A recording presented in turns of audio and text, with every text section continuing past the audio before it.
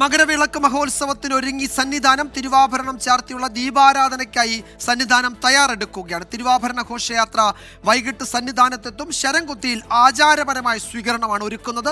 ദീപാരാധനയ്ക്ക് ശേഷമാണ് പൊന്നമ്പലമേട്ടിലെ മകരവിളക്ക് ദർശനം. കൂടുതൽ വിവരങ്ങളുമായി സന്നിധാനത്ത് നിന്ന് രാഹുൽ സുരേഷും പാഞ്ചാലിമേട്ടിൽ നിന്ന് ടോബി ജോൺസണും വണ്ടിപ്പെരിയാറിൽ നിന്ന് രാഹുൽ വിജയനും ചേരും. അതിനു മുമ്പ് ആ റിപ്പോർട്ടിലേക്ക്. ഭക്തിസാന്ദ്രമായ അന്തരീക്ഷത്തിലായിരുന്നു മകരസംക്രമ പൂജ. തന്ത്രി കണ്ഠരര് രാജീവരരുടെ കാർമ്മികത്വത്തിൽ നടന്ന ചടങ്ങിൽ കവടിയാർ കൊട്ടാരത്തിൽ നിന്നെത്തിച്ച നെയ്യ് ഉപയോഗിച്ച് അഭിഷേകം നടന്നു. 10,000-കണക്കിന് തീർത്ഥാടകർ ചടങ്ങിന് സാക്ഷിയായി. ഒരു ഭക്തന് പോലും ദർശനം ലഭിക്കാതെ മടങ്ങിപ്പോകേണ്ട ഗതികേട് ഉണ്ടായില്ല എന്നുള്ളതാണ് ഈ തീർത്ഥാടനത്തിന് ഏറ്റവും സവിശേഷത. മുൻവർഷത്തെ അപേക്ഷിച്ച് ഇപ്പം തന്നെ 7-8 ലക്ഷം തീർത്ഥാടകരുടെ വർധനവ് വന്നു കഴിഞ്ഞിരിക്കുന്നു.